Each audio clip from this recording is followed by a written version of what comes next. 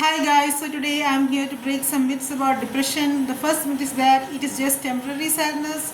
That is so not true. It's a real medical condition with a loss of interest in daily activities, and it can have real physical symptoms that can affect your daily life. So it is just not a temporary sadness. So the second myth is that it is a sign of weakness. So depression is definitely not a character flaw. It can have real reasons like chemical imbalances in your brain and trauma. So the third myth is that you can snap out of it if you try hard enough.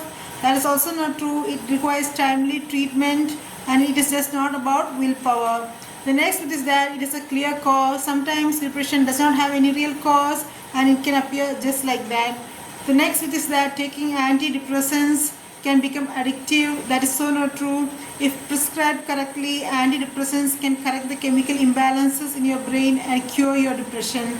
It does not cause addiction. The next myth is that talking about depression worsens it. That is so not true. Talking about it is a first step towards healing. The next myth is that depression is same as anxiety. Depression and anxiety are two different medical conditions. Depression is about loss of interest and sadness.